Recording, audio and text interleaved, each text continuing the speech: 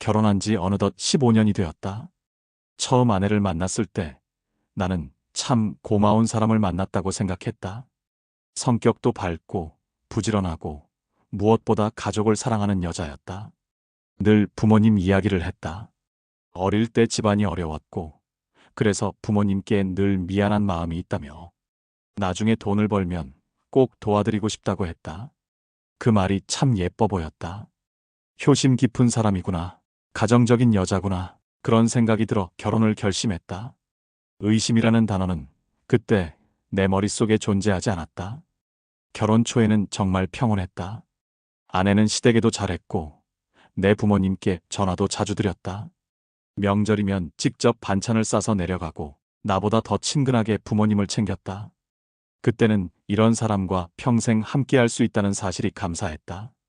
직장 생활은 바빴지만 아내가 든든하게 살림을 맡아주니 마음이 편했다. 돈 관리는 아내가 알아서 했다. 나는 숫자에 약했고 아내는 꼼꼼하고 계획적인 사람이었다. 월급이 들어오면 곧장 아내 통장으로 이체했고 나는 그저 믿었다.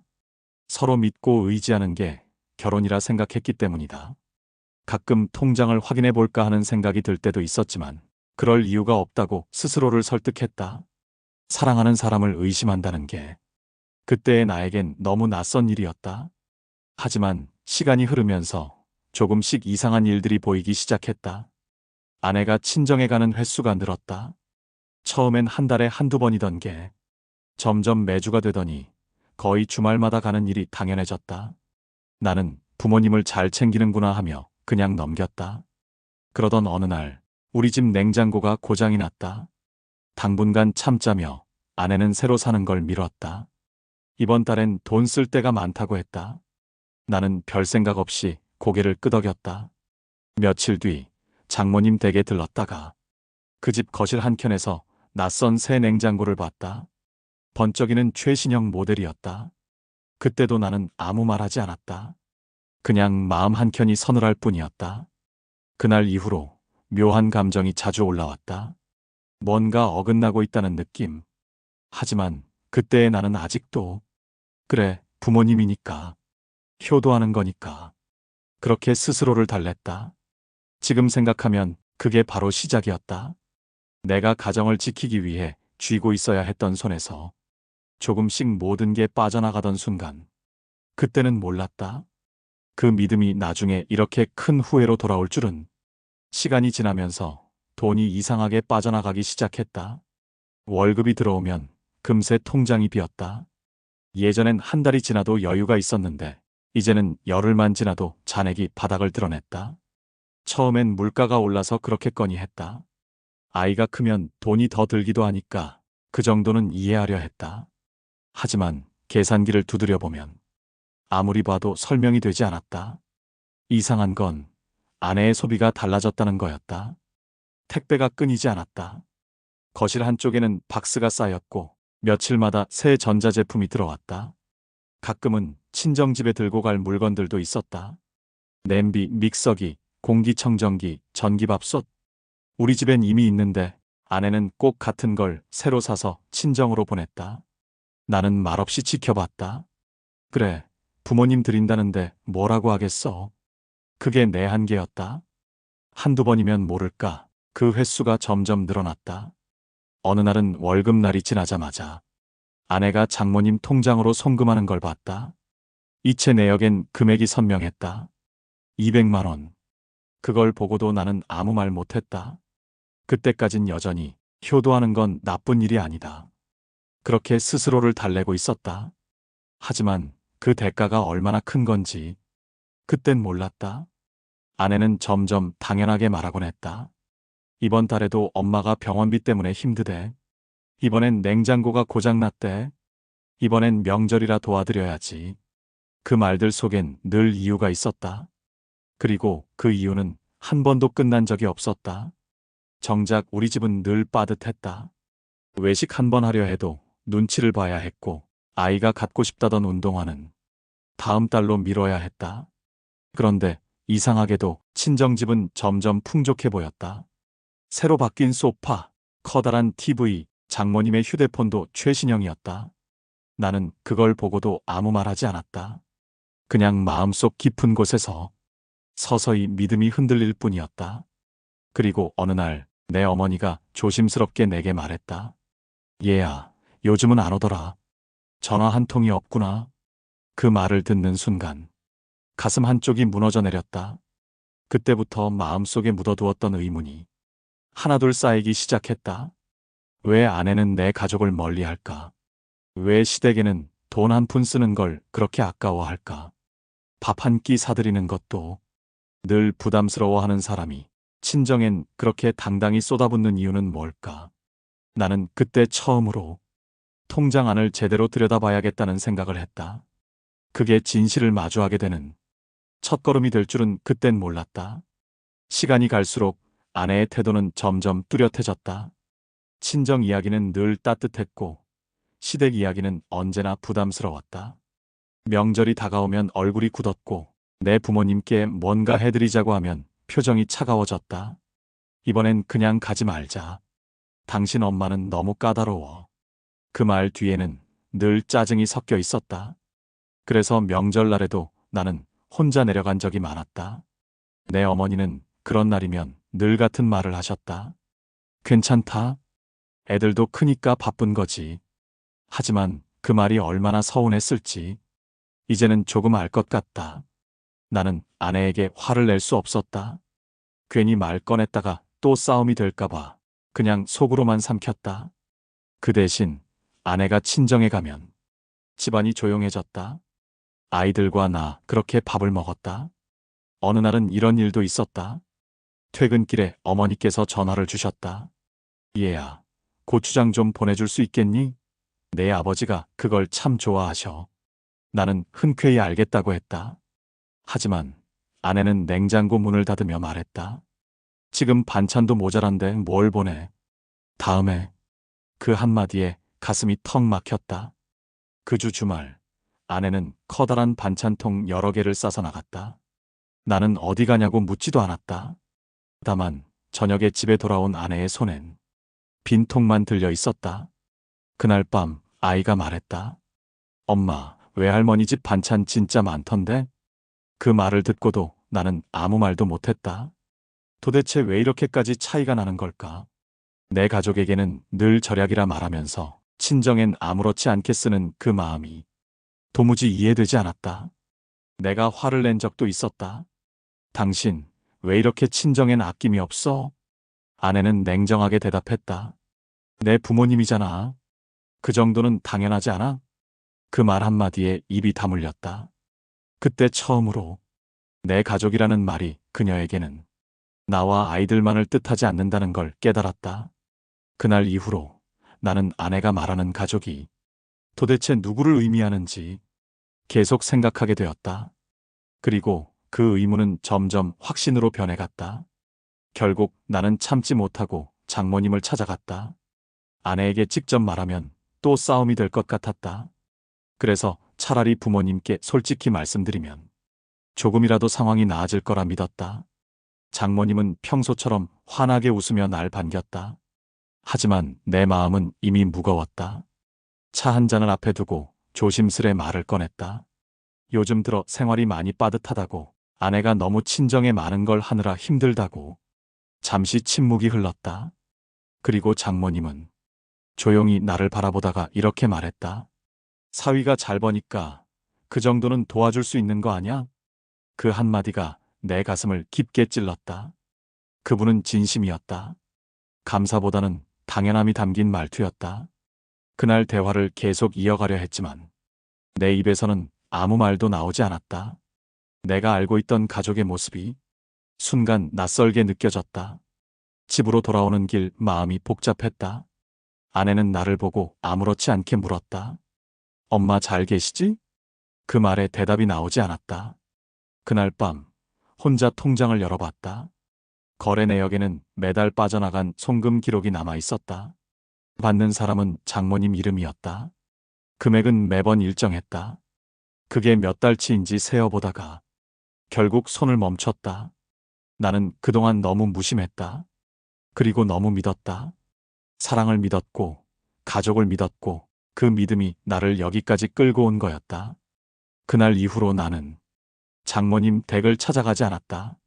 그분의 말이 머릿속을 떠나지 않았다. 사위가 버니까 도와줘야지. 그 한 문장이 내 마음속에서 긴 메아리처럼 남았다. 나는 그날부터 마음을 조금씩 접기 시작했다. 누군가에게 당연하다고 여겨지는 삶 속에서 내가 얼마나 작아졌는지를 느꼈다. 그때부터였다. 돈보다 더 무거운 게 있다는 걸 알게 된 건, 그건 바로 믿음이었다. 장모님 집을 다녀온 뒤로 며칠 동안 잠을 제대로 잘 수 없었다. 귀에 맴도는 그 말, 사위가 잘 버니까 그 정도는 도와줄 수 있는 거 아냐? 그 한 문장이 내 가슴을 계속 쳤다. 마치 내가 가족이 아닌 단순한 돈줄이 된 기분이었다. 나는 마음을 추스르려 애썼다. 그래, 세대가 다르니까 그렇게 생각할 수도 있지. 딸을 사랑하는 마음이니까 이해하자. 그렇게 합리화를 했지만 마음 한켠에서 꺼지지 않는 불씨가 있었다. 뭔가 단단히 잘못되고 있다는 감각이 계속 나를 괴롭혔다. 그날 이후 나는 아내를 다르게 보기 시작했다. 그녀의 행동 하나하나가 신경 쓰였다. 그전에는 그저 부지런하고 세심한 사람이라 여겼던 게 이제는 어딘가 계산된 움직임처럼 보였다. 아내는 늘 빠듯하다고 말했다. 이번 달엔 유치원비가 좀 많이 나갔어. 자동차 보험이 올라서 힘들어. 병원비도 그렇고 카드값이 좀 많았어. 나는 그 말을 그대로 믿었다. 그런데 이상하게도 집안에선 그 흔적이 보이지 않았다. 새로 산 물건이 없었다. 아이의 옷도 예전 그대로였고 냉장고엔 늘 반찬이 부족했다.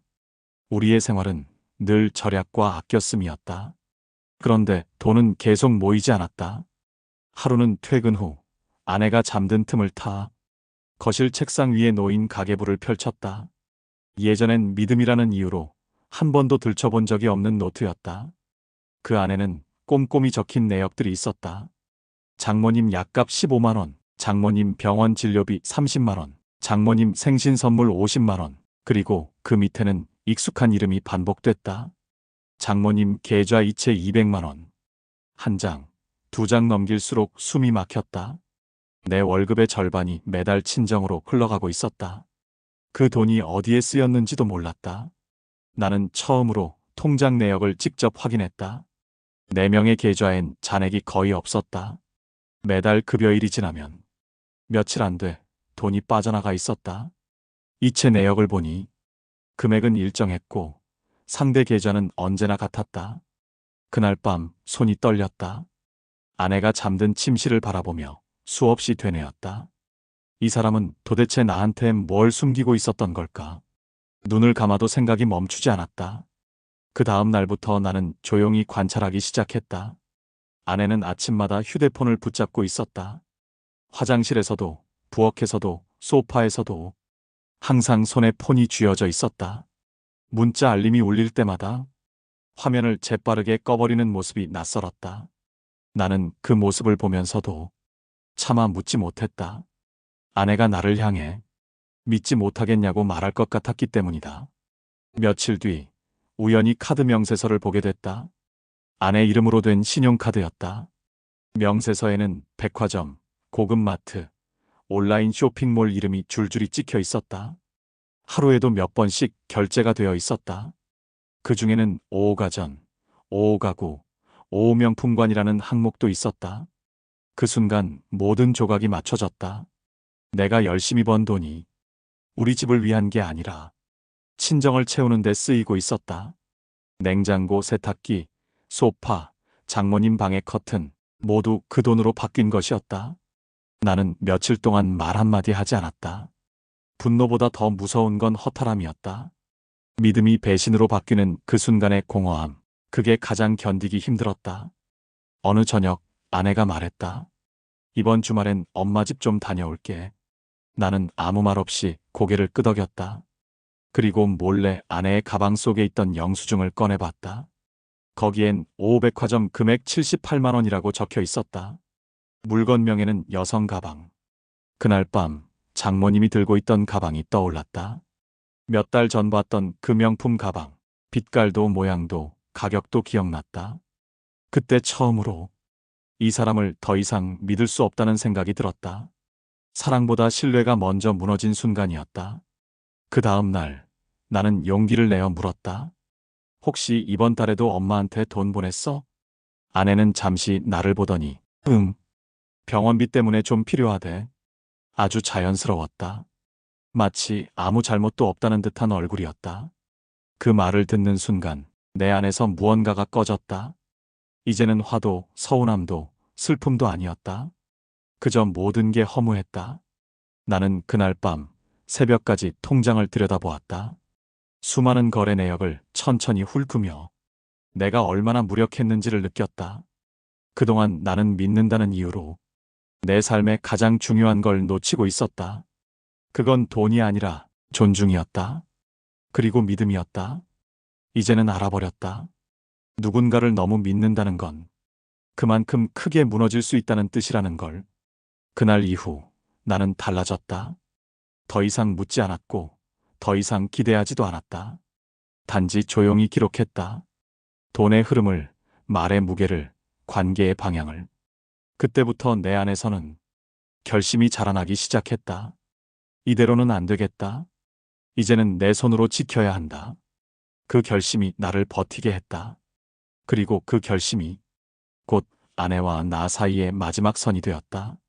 그날은 유난히 공기가 무거웠다. 사무실에서도 집중이 안 됐다.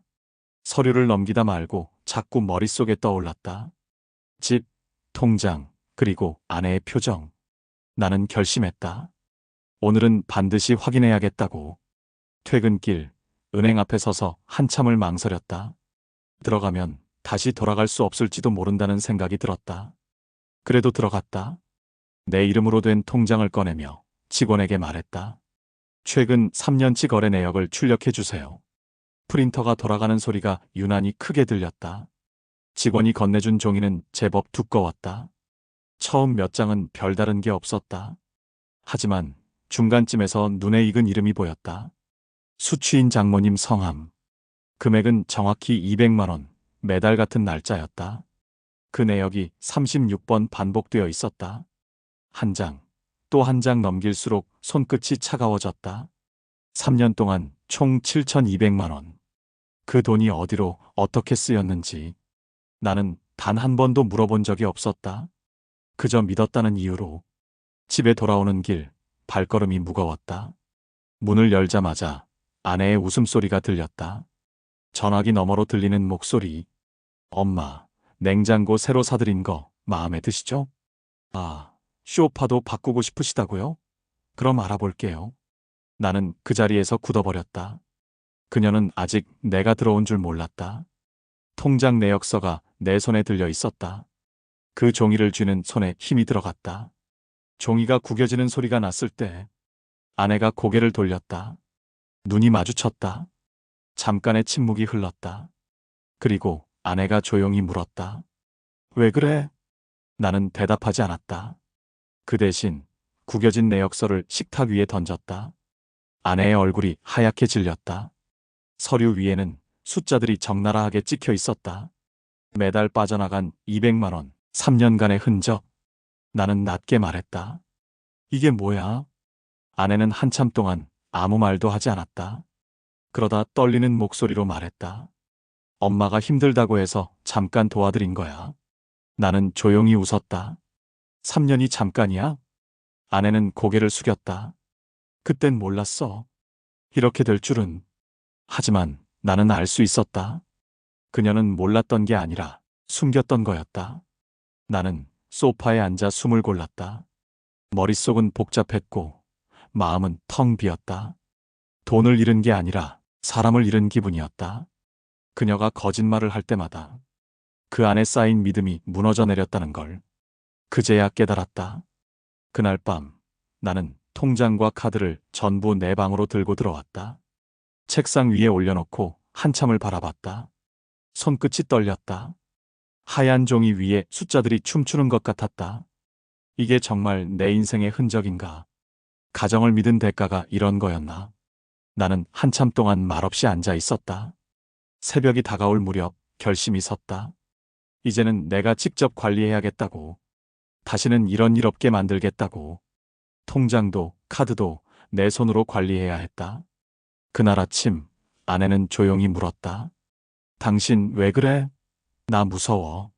나는 차분하게 말했다. 이제부턴 내가 관리할게. 무슨 소리야? 그동안 충분히 믿었어. 이제는 더 이상 못하겠어. 아내는 울먹였다. 내가 잘못했어. 다시는 안 그럴게. 그 목소리엔 죄책감보다 잃어버린 통제권에 대한 두려움이 담겨 있었다. 나는 고개를 돌렸다. 아무 말도 하지 않았다. 대신 카드를 하나씩 꺼내 가위로 잘랐다. 플라스틱이 부러지는 소리가 거실 안에 울려 퍼졌다. 그게 내 결심의 소리였다. 그날 저녁 아내는 친정으로 전화를 걸지 않았다. 나를 피하듯 방 안으로 들어갔다. 아이들도 조용했다. 집은 처음으로 이상하리만큼 고요했다. 나는 혼자 식탁에 앉아 있었다. 불을 끄고 어둠 속에서 생각했다. 돈은 다시 벌면 된다. 하지만 믿음은 한 번 무너지면 다시 세울 수 없다는 걸 그제야 뼈저리게 알았다. 창밖에는 아침이 밝아오고 있었다. 나는 천천히 눈을 감았다. 오늘부터 내 인생을 다시 시작하자. 내 가족을, 내 삶을, 내 손으로 지키자. 이제는 새벽에도 쉽게 잠이 오지 않는다. 예전 같으면 아내가 이불을 덮어주며 웃던 시간이지만 이제 그 자리에 남은 건 침묵뿐이다. 침대는 여전히 크지만 공간보다 더 큰 건 마음의 공허함이었다. 아내가 집을 나간 지 어느덧 한 달이 지났다. 그녀는 친정으로 갔다. 처음엔 며칠이면 돌아올 줄 알았다. 하지만 시간은 흘러도 전화 한 통, 문자 한 줄 없었다. 나도 더 이상 연락하지 않았다. 서로가 먼저 말하지 않아도 이미 끝이란 걸 알고 있었다. 나는 매일 똑같은 하루를 보냈다. 아이들을 학교에 보내고 출근해서 일하고 퇴근 후에는 조용히 집으로 돌아왔다. 그 평범한 일상 속에서 조금씩 내 마음이 변하고 있었다. 예전엔 왜 나한테 이럴까라는 생각뿐이었는데 이젠 내가 지켜야 할 게 뭐였을까를 생각하게 됐다. 분노는 오래가지 않았다. 대신 서늘한 현실감이 남았다. 아내는 나쁜 사람이라기보단 자신의 세계에서 벗어나지 못한 사람이었다. 그녀에게 가족은 여전히 부모님이었고 나는 그 가장자리에서 조용히 밀려난 존재였던 것이다. 그걸 받아들이는데 오랜 시간이 걸렸다. 하지만 그 사실을 인정하고 나자 이상하게도 숨이 트였다. 마음이 차갑게 식어버린 대신 머릿속이 또렷해졌다. 나는 내 인생을 다시 세우기로 했다. 그 시작은 아주 작은 것부터였다. 매일 아침 아이들 도시락을 내가 쌌다. 아내가 하던 방식대로 밥을 다지고 반찬을 담으면서 이게 진짜 가족을 지키는 일이지. 그 생각이 들었다. 아이들은 처음엔 어색해했지만 곧 내 도시락을 좋아하기 시작했다. 그날 이후 나는 하루하루를 아이들의 웃음으로 버텼다. 그 웃음이 나를 살렸다. 주말이면 세탁기를 돌리고 거실을 정리했다. 한때 아내가 늘어놓았던 물건들이 하나둘 자취를 감췄다. 대신 단출하고 깔끔한 공간이 되었다. 혼자 남은 집이었지만 이상하게도 공기가 더 맑았다. 퇴근 후엔 가계부를 열었다. 수입과 지출을 기록했다. 한 줄 한 줄 적어 내려가면서 이게 진짜 관리라는 걸 처음으로 느꼈다. 돈의 흐름이 눈에 보이자 마음이 안정됐다. 숫자가 쌓이는 대신 내 안의 불안이 조금씩 줄어들었다. 한 달쯤 지나자 통장 잔고에 작은 금액이 남기 시작했다. 그 돈을 보며 나는 오래 잊고 있던 감정을 느꼈다. 안정감. 그건 아내를 믿을 때 느끼던 착각과는 달랐다. 이번엔 내 손으로 만든 현실이었다. 밤이면 가끔 아내가 떠올랐다. 그녀가 떠난 방향을 향해 긴 한숨이 새어나왔다. 미움보다는 아쉬움이 컸다. 우리에게도 행복했던 시간이 있었으니까. 그 기억들이 완전히 지워지진 않았다. 다만 이제는 거기에 머물지 않기로 했다. 나는 더 이상 누가 나를 지켜줄까를 묻지 않았다. 이젠 내가 어떻게 지킬까를 고민했다. 가족이라는 건 누군가에게 의지하는 게 아니라 서로를 버티게 하는 힘이라는 걸 이제야 알았다. 아내와의 인연은 그렇게 끝났지만 내 삶은 거기서 다시 시작됐다. 나는 아이들과 함께 작은 여행을 떠났다. 바다를 보며 아이들이 웃었다. 그 웃음소리를 듣는 순간 모든 게 조금은 괜찮아지는 기분이 들었다. 돌아오는 길 차 안에서 나는 조용히 다짐했다. 이제 더 이상 후회하지 않겠다고. 사랑이란 건 지켜주는 마음이어야 한다고. 그 마음이 사라진 자리에 미련을 남겨두지 않겠다고. 집에 도착해 불을 켰다. 빈 식탁 위에 새 통장이 놓여 있었다. 잔고는 많지 않았지만 그 속엔 내 결심이 담겨 있었다. 나는 그 통장을 손에 쥐고 천천히 웃었다. 이제 정말 내 삶을 다시 살아보자. 이제 내 삶은 누군가에게 퍼주는 삶이 아니라 내 아이들과 나 자신을 위해 쌓아가는 삶이었다. 나는 더 이상 피해자가 아니었다. 단단한 사람으로 남았다. 이제는 후회하지 않는다. 다시는 누군가에게 내 전부를 맡기지 않을 것이다.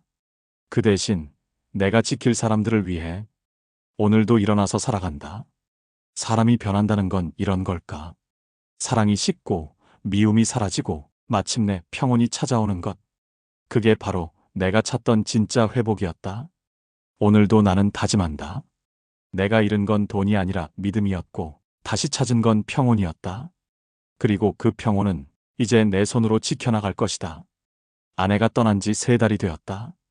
그동안 아무 연락도 없었다. 그녀는 친정에 머물며 마치 모든 게 내 탓인 듯한 소문을 퍼뜨렸다.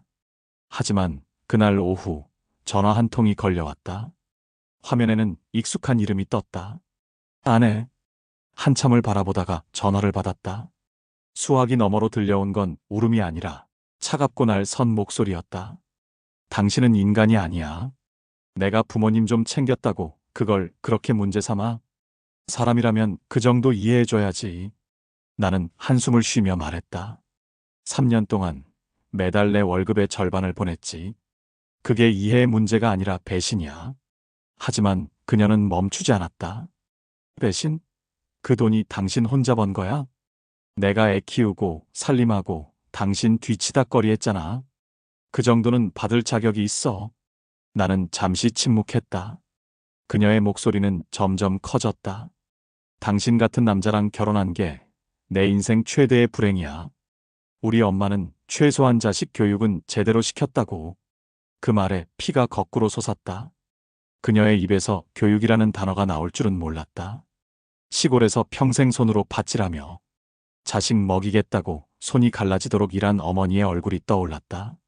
그날 밤 나는 한숨도 자지 못했다. 다음 날 또 전화가 왔다. 이번엔 장모님이었다. 그분의 첫 마디는 인사도 없었다. 사위, 내가 그렇게 속 좁은 사람이었어? 우리 딸이 뭘 그렇게 잘못했길래 이 난리를 쳐? 결혼했으면 서로 도와가며 사는 거지. 사위가 돈 좀 보냈다고 그렇게 생색을 내? 나는 조용히 대답했다. 어머님, 그 돈은 제 가족의 생계비였습니다. 그러자 장모님은 비웃듯 말했다. 생계비? 그건 내 딸이 번 돈이기도 하지. 너 혼자 돈 벌었어?